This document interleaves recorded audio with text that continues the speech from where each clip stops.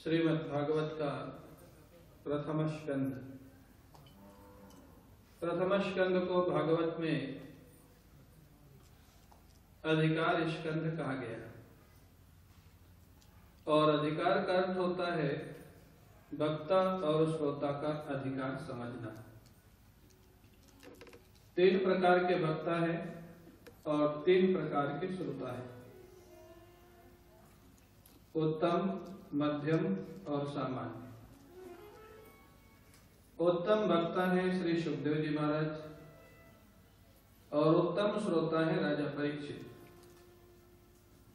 मध्यम वक्ता है देवर्षि नारद और मध्यम श्रोता है महर्षि व्यास।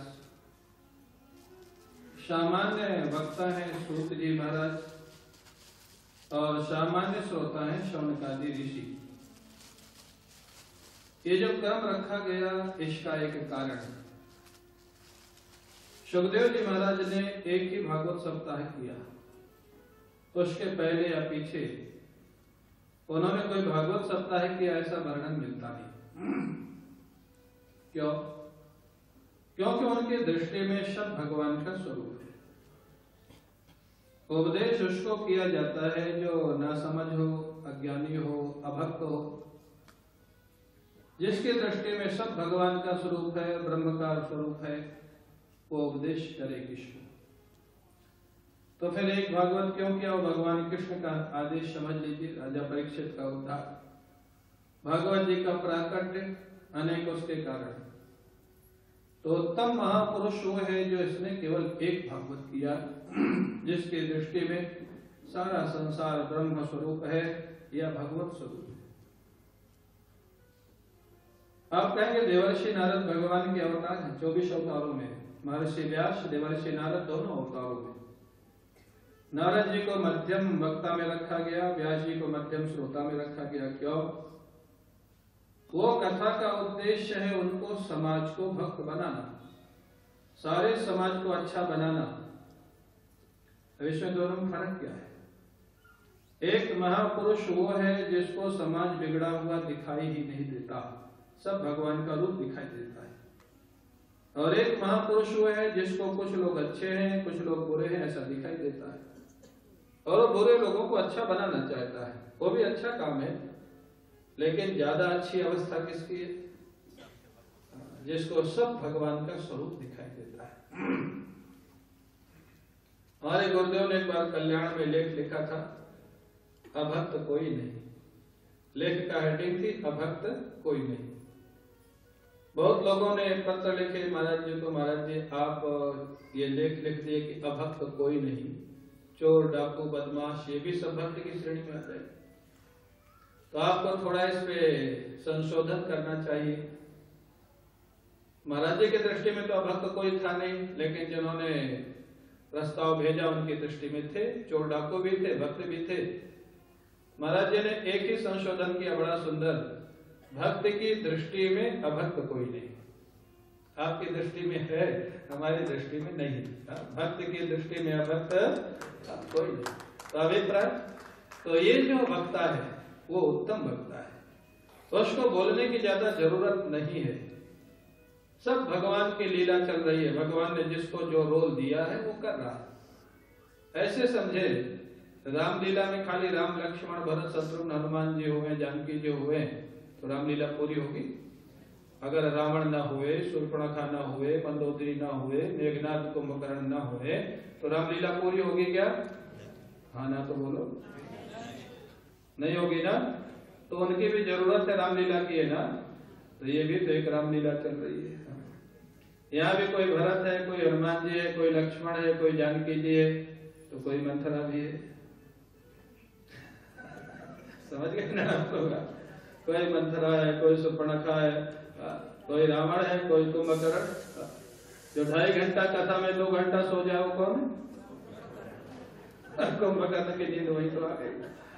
तो ये भी तो भगवान की लीला है ना। तो जिसको लीला दिखाई दे वो उत्तम वक्ता है, और जो इसको सुधार करना चाहे वो मध्यम वक्ता है। हमारे गुरु जी हमेशा कहते थे सुधार करना बहुत अच्छा काम है, समाज को आगे बढ़ाना, सुधार करना। लेकिन समाज पूरा सुधर जाएगा ये आशा मत रखना, ये समाज का स्वरूप है। कुछ लोग ज्यादा कभी अच्छे हो जाएंगे, कभी ज्यादा खराब हो जाएंगे। अच्छे गुरु दोनों हमेशा रहेंगे। तो महाराज उनको रखा गया दूसरे नंबर पर, देवर्षि नारद और महर्षि व्यास को, क्योंकि समाज सुधार के लिए कथा कर रहे, सभी लोग भक्त हो जाए, अच्छे हो जाए, इसलिए कथा कर रहे। सूत जी सौनकादि ऋषियों को तीसरे नंबर पे रखा गया। क्यों? बोले वो दोनों यज्ञ अनुष्ठान इत्यादि जब खत्म हो जाते थे, खाली समय बचता था तो भगवान की कथा करते थे। खाली समय न बचे तो कोई नहीं भी करते थे। मतलब उनके जीवन में कर्मानुष्ठान मुख्य था, भगवान की कथा दूसरे नंबर पे थी।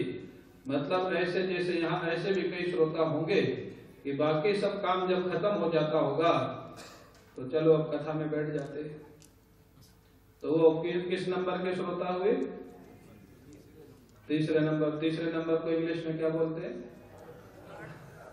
तो थर्ड क्लास का तीसरे नंबर। तो इसलिए कथा की प्रायोरिटी नहीं है ना। हाँ, फर्स्ट क्लास हुआ है जो महाराज कथा के पहले आ जाए, सेकंड क्लास हुआ है जो हमारे बाद में आवे, और थर्ड क्लास हुआ है जो लास्ट आधे घंटे में आवे। चलो बाकी काम हो गया, सोना खाना हो गया, घूमना फिरना हो गया, अब चलो कथा सुन लेते। ऐसे भी कई श्रोता आते हैं कथाओं में, और आएंगे भी। यहाँ भी शायद नाम में नहीं आवे, कथा में आएंगे ताजमहल देखने चले जाएंगे, कथा में आएंगे और कहीं चले जाएंगे।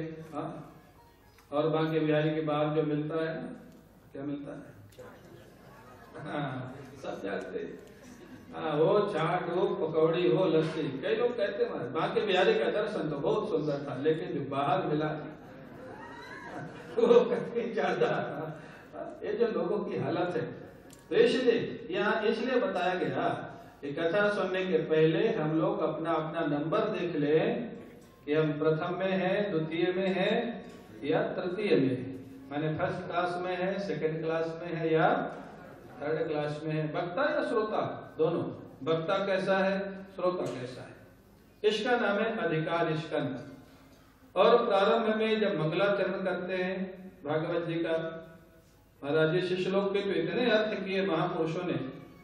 मूल तो अर्थ वेदांत परक है, लेकिन भगवान कृष्ण परक, गायत्री परक, निष्काम कर्म परक, कितने अर्थ इसमें किए। बंसीधर जी ने सब उपलक्षण किया है।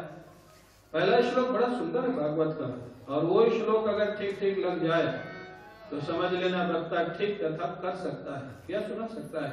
बड़ा सुंदर।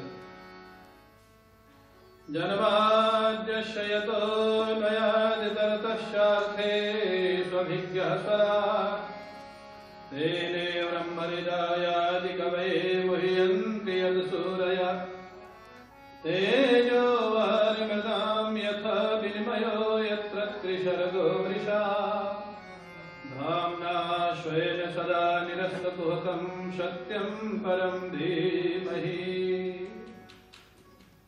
महर्षि व्यास कहते हैं हम परम सत्य का ध्यान करते हैं। धीमहि माने ध्याये। धीमहि क्रिया ये वैदिक व्याकरण है। सामान्य संस्कृत में ध्याये बनेगा, वैदिक व्याकरण में धीमहि बनेगा। किसी का नाम तो लिया नहीं। कृष्णम परम धीमहि, रामम परम धीमहि, शंभुम परम धीमहि कहा नहीं। क्यों नहीं कहा? अगर एक भगवान का नाम ले देते तो दूसरे भगवान के भक्त कहते ये तो उनका ग्रंथ है, उनकी पुस्तक है, किसी का नहीं। सभी भगवानों के रूप में जो एक परम सत्य विद्यमान है, उस परम सत्य परमात्मा का हम सभी लोग ध्यान करते हैं, प्रणाम करते हैं। सब लोग कर लो प्रणाम, प्रणाम करते हैं। परम सत्य। कई लोग कहते हैं महाराज सनातन धर्म में बड़ी समस्या है। क्या समस्या है? बोले इतने भगवान है कि समझ में नहीं आता किसकी पूजा करें, और एक की पूजा करें तो दूसरा नाराज ना हो जाए। कई लोग मेरे पास आते हैं, मेरे को सुन के कभी कभी हंसी आती है। वो क्या कहते हैं जानते हो? महाराज हमारे पूजा घर में बहुत भगवान इकट्ठे हो गए। आप लोगों की कोई कोई की समस्या होगी, यहाँ भी बैठे होंगे कुछ लोग। महाराज पूजा घर में बहुत भगवान इकट्ठे हो रहे हैं, सबकी पूजा हो नहीं पाती। अब किसी को अगर उठा के अलग करे तो डर लगता है नाराज साफ ना दे दे, नाराज ना हो जाए, आप क्या करें। पहली बात तो तुम इकट्ठा क्यों किए?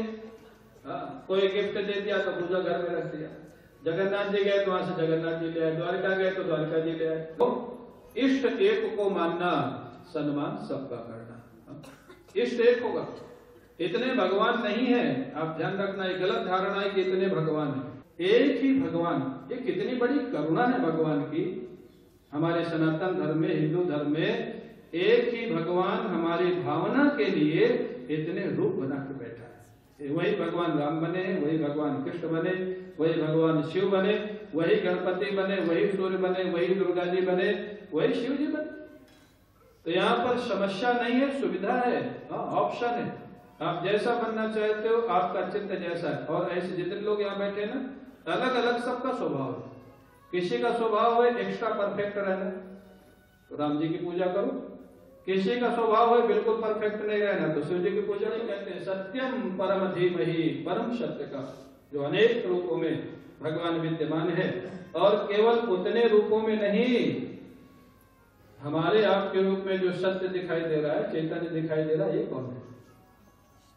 एक ही चैतन्य जब सब जगह मानते हैं, भगवान को व्यापक मानते हैं, चैतन्य को एक मानते हैं, तो इतने जो चैतन्य दिखाई दे रहे हैं, ये कौन है? ये भी वही परम सत्य परमात्मा है। वो जीव के भाव से अपने को भ्रमित होकर के जीव मान बैठा है, लेकिन चैतन्य एक है।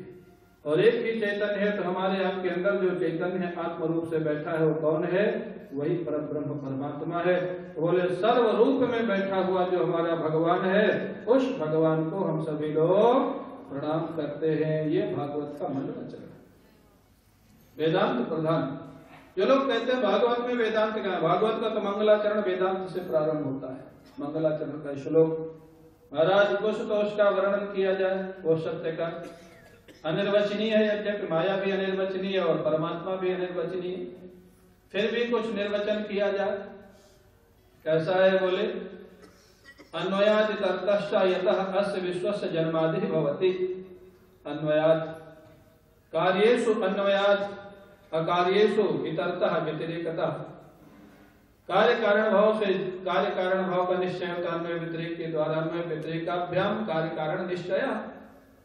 बोले वो परमात्मा कैसा है? जो महाराज कार्येषु भाव पदार्थेषु अन्वय, भाव पदार्थों में जो अन्वित है। भाव पदार्थ माने अस्ति अस्ति अस्ति जिसको बोला जाता है, ये है ये है ये है, ऐसे सभी जगह परमात्मा व्याप्त है। और अभाव पदार्थ माने अकार्य माने अभाव पदार्थेषु व्यतिरेकतः माने व्यतिरिक्त माने अभाव है, वहां परमात्मा नहीं है। अब आप विचार कर सकते हैं परमात्मा का अभाव कहां दिखाया जाएगा? परमात्मा कहां नहीं, परमात्मा तो सब जगह है। और अगर अभाव नहीं दिखाया जाएगा तो अन्वय व्यतिरेक की परंपरा नहीं बनेगी। अन्वय व्यतिरेक की परंपरा नहीं बनेगी तो कार्य कारण का निश्चय नहीं होगा। तो अभाव कहां दिखाया, परमात्मा कहां नहीं है? 3 जगह बताया कि परमात्मा नहीं है। बता दो, खरगोश के सींग में परमात्मा नहीं है। समझ गए बात? सश्रृंग, ये दृष्टांत है, वेदांत के दृष्टांत है। खरगोश के सींग में परमात्मा नहीं है। खरगोश का सींग देखा? होता ही नहीं, जो है ही नहीं वहां परमात्मा होगा कहां से? खरगोश के सींग में परमात्मा नहीं है। बंध्या पुत्र में परमात्मा नहीं है। बंध्या का पुत्र ही नहीं होता, पुत्र होता तो बंध्या ही क्यों कहलाती? वहां परमात्मा नहीं है। और सश्रृंग, बंध्या पुत्र, मृग मरीचिका, आकाश नैल, आकाश की जो नीलिमा है, आकाश कैसा है? ब्लू कलर का है ना? ब्लू कलर है? बहुत ऊपर जब फ्लाइट से जाओ तो नीचे ब्लू कलर दिखाई देता है, ब्लू है नहीं। बहुत दूर तक जब कुछ नहीं दिखाई देता तो ब्लू कलर दिखाई देने लग जाता है। ये अनंतता का वाचक है, अनंतता। तो ये आकाश नीला है नहीं लेकिन दिखाई दे रहा है, तो इसमें परमात्मा नहीं है। सश्रृंग में, बंध्या पुत्र में तो अभाव निश्चित हो गया। तो महाराज अन्वय व्यतिरेक के द्वारा निश्चित हो गया इस संसार का जहां से जन्म होता है, जहां पालन होता है और जहां पर लय होता है। जन्मादि भवति अस्य विश्वस्य यतः जन्मादि भवति। जिस परमात्मा से इस विश्व का जन्मादि होता है, जन्म स्थिति और प्रलय। और कैसा है? अभिज्ञ सर्वज्ञ, वो सब में रह करके सबको जान रहा है, वो परमात्मा सर्वज्ञ है, स्वयं प्रकाश है। कैसे माने स्वयं प्रकाश से कैसे पता लगे? क्योंकि हमारे आपके अंदर भी वही परमात्मा है, वही चैतन्य है, वो स्वयं प्रकाश है। ये कैसे पता लगे? स्वयं प्रकाश का अर्थ होता है जिसको देखने जानने के लिए दूसरे प्रकाश की जरूरत नहीं होती, वो स्वयं प्रकाश। ऐसे आपको पता लगेगा यथा पिंडे तथा ब्रह्मांडे। वेदांत में ऐसे समझाना पड़ता है, जो पिंड में होता है वही ब्रह्मांड में। अच्छा आप बताओ, आपका शरीर में, जैसे आप यहाँ बैठे हैं, आपको अगर मेरे को देखना है या मेरे को आपको देखना है तो दो चीज चाहिए, एक तो प्रकाश चाहिए और एक आंख ठीक होनी चाहिए। लाइट हो और अंधा हो तो भी दिखाई नहीं देगा, और आंख ठीक हो लेकिन अंधेरा हो जाए तो भी दिखाई नहीं देगा। लेकिन आप अंधेरे में बैठे हो, ध्यान से सुनिएगा, अंधेरे में बैठे हो, आपकी पीठ पर कीड़ा चल रहा हो, पीठ पे अंधेरे में बैठे हो, उस कीड़े को पकड़ने के लिए आपका हाथ ठीक जगह पे पहुंचेगा कि नहीं? जबकि ये नियम है कि कोई चीज देखने के लिए आंख भी चाहिए, प्रकाश भी चाहिए। पीठ में ना आंख पहुंच रही है, ना वहां प्रकाश है, अंधेरा है, और आंख वहां देख नहीं सकती। कभी विचार किया? हाथ वहां ठीक जगह पे पहुंच के कीड़े को कैसे पकड़ लेता है? ये अर्थ है स्वयं प्रकाश। इसी का नाम स्वयं प्रकाश है। जैसे शरीर में जीवात्मा स्वयं प्रकाश है, ऐसे सारे ब्रह्मांड में परमात्मा स्वयं प्रकाश है। इसी को यथा पिंडे तथा ब्रह्मांडे कहा जाता है, यही स्वयं प्रकाश है।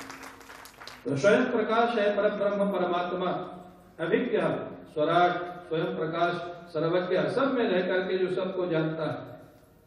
और तेने ब्रह्म हृदयादि कवये मुह्यन्त यत सूरयः। जिस परब्रह्म परमात्मा ने सृष्टि के आदि में संकल्प करके ब्रह्मा जी को वेद ज्ञान प्रदान कर दिया, जिस वेद ज्ञान के विषय में बड़े बड़े विद्वान आज भी शास्त्रार्थ करते रहते हैं, लेकिन निर्णय नहीं निकाल पाते कि वेद का तात्पर्य अद्वैत में है, विशिष्टाद्वैत में है, द्वैताद्वैत में है, किसमें तात्पर्य? वो वेद ज्ञान परमात्मा ने संकल्प करके ब्रह्मा जी को दे दिया। तेजोवार मृदाम यथा विनिमयो यत्र सर्गो मृषा, ये शंकराचार्य भगवान का अजातवाद। जिस परब्रह्म परमात्मा में त्रिसर्ग, त्रिसर्ग माने सत्व रज तम, जो प्रकृति है, इसका परिणाम ये संसार है। ये त्रिगुणमयी प्रकृति का परिणाम जो संसार है, जिस परब्रह्म परमात्मा में कितना सच है, कितना सच है?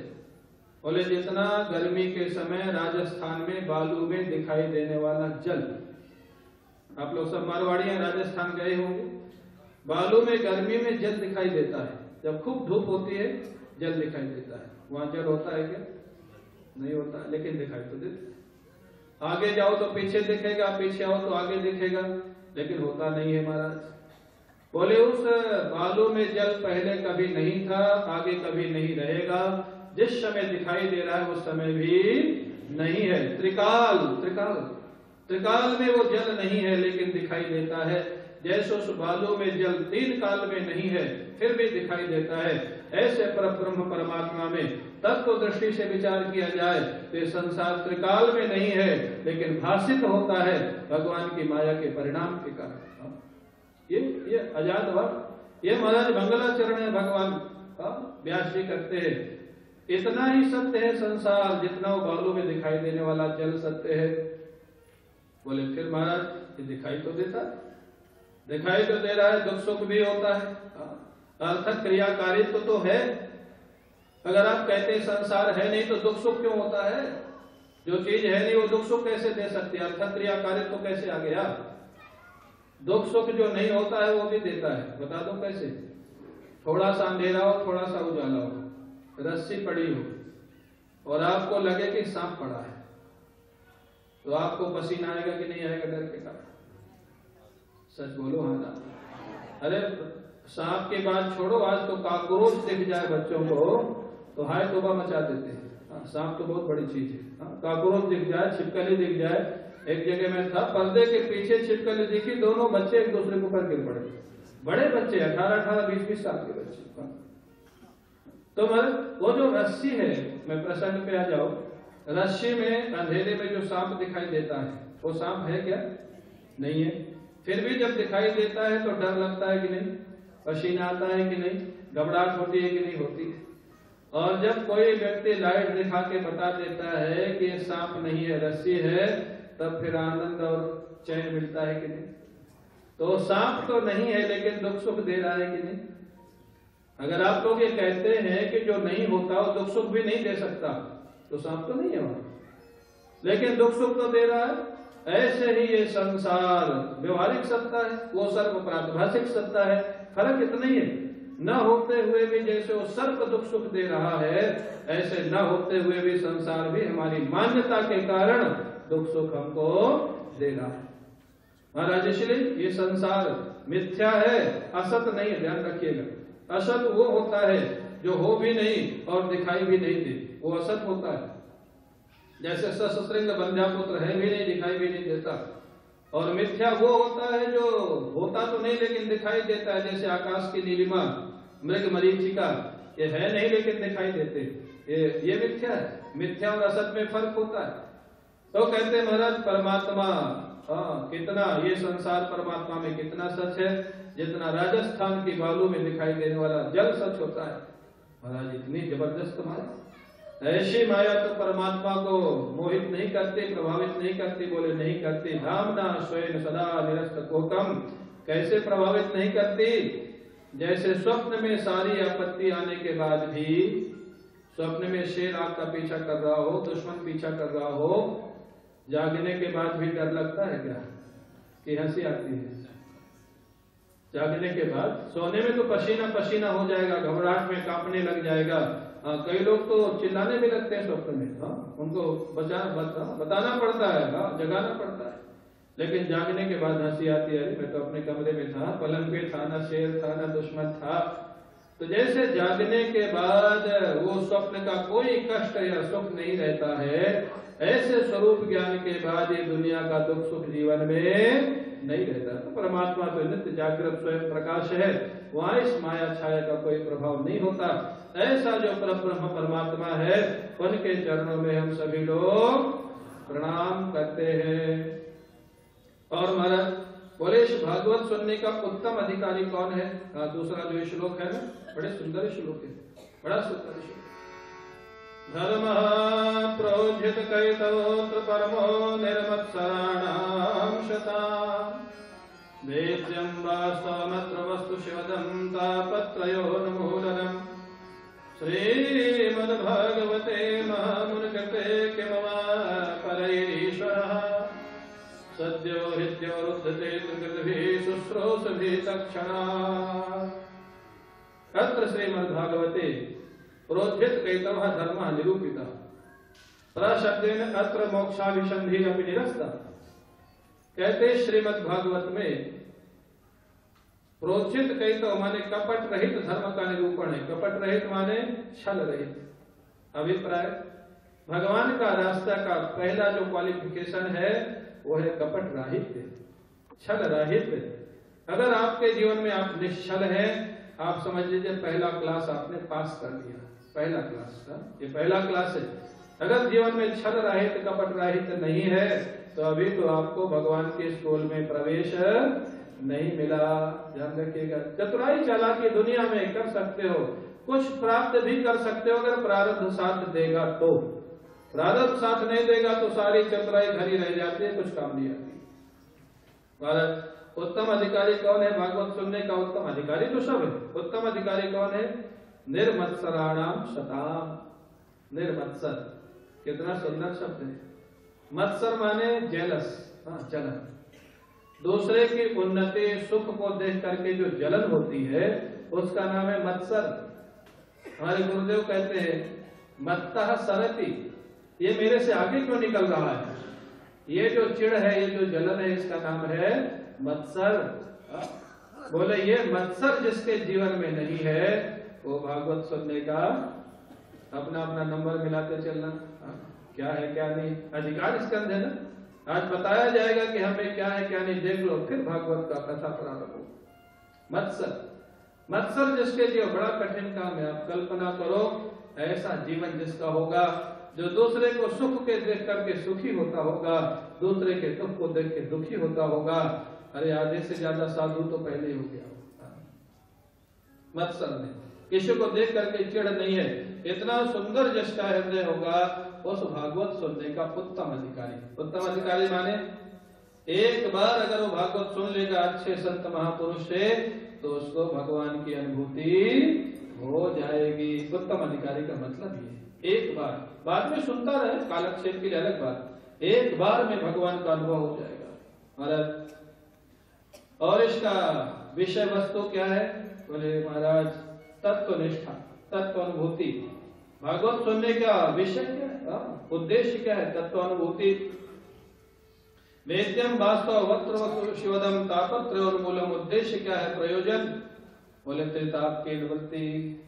भागवत सुनने के बाद अगर चिंता बनी है, परेशानी बनी है, राग द्वेष बना है, अभिमान बना है, तो भागवत सुनने का फायदा। अगर ये पता लग गया कि भगवान कृष्ण की इच्छा के बिना कुछ होने वाला, तो फिर चिंता रहेगी क्या? अगर ये भरोसा हो जाए, सुनते तो सब है, जानते सब है, और कभी कभी अपनी गलतियों को छिपाने के लिए इस सेंटेंस का उपयोग भी कर लेते हैं। जब अपनी गलती करते हैं ना, अरे ठाकुर जी की यही इच्छा थी तो हम क्या करें, और सामने वाला गलती करे तो हमने किसी को गड़बड़ कर दिया, ठाकुर जी की यही इच्छा थी, और सामने वाले ने गड़बड़ किया था, तो उसमें भी ठाकुर जी की इच्छा दिखे तब ठीक है।